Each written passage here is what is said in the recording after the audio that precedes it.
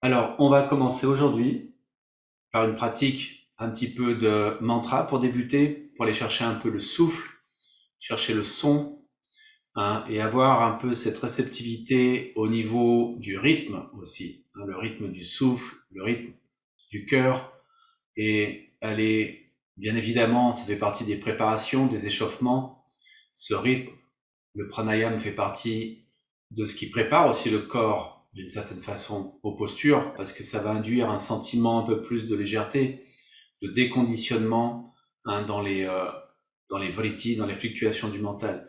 Et je pense qu'il est important des fois aussi de se souvenir, c'est que quand on fait un mantra, euh, la possibilité d'aller dans la récitation permet aussi d'évacuer des fois une énergie que le mental peut tenir, qu'elle soit émotionnelle, qu'elle soit psychologique, une énergie qu'on n'arrive pas vraiment à se défaire, on n'arrive pas vraiment à pouvoir, comment on pourrait dire, faire circuler.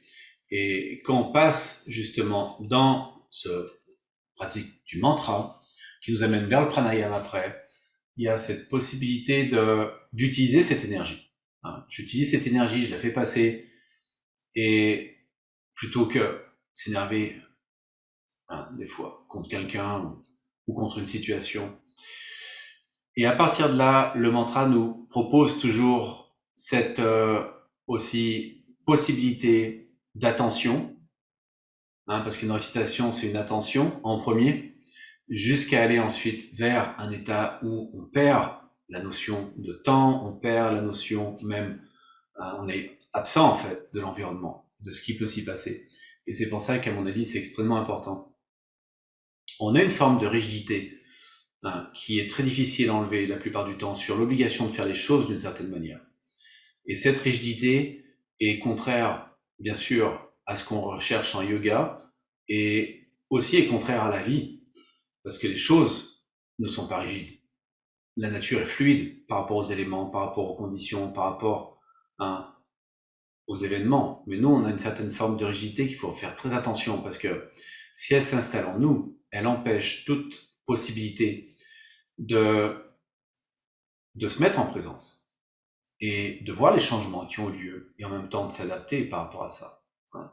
Et on en discutait encore, j'aime bien dire, on en discutait avec Lydia ce matin, mais c'est vrai que c'est souvent le matin qu'on en discute. C'est pas une phrase comme qui est passée, presque dire phrase symbolique, non, c'est souvent le matin qu'on en discute. Si on en discute un peu ce matin, puis juste pour terminer, je ne vais pas prendre trop de temps bien sûr, mais c'est intéressant des fois avant le cours d'avoir une zone de réflexion, une direction de réflexion, surtout qu'on va pratiquer après. Mais cette rigidité peut être déclenchée aussi par le fait de toujours rechercher à obtenir les choses telles qu'on veut les avoir.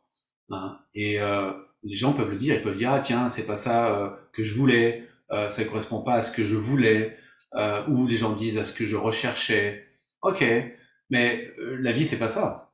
C'est pas du tout ça. Je veux dire, c'est pas ce qu'on veut, c'est pas ce qu'on recherche, c'est ce qu'on obtient. Et obtenir n'est pas à travers ce qu'on veut ou ce qu'on recherche la plupart du temps. C'est à travers ce qui est dans là où on est, dans l'instant où on est, dans ce qui nous est donné en fait hein, de vivre.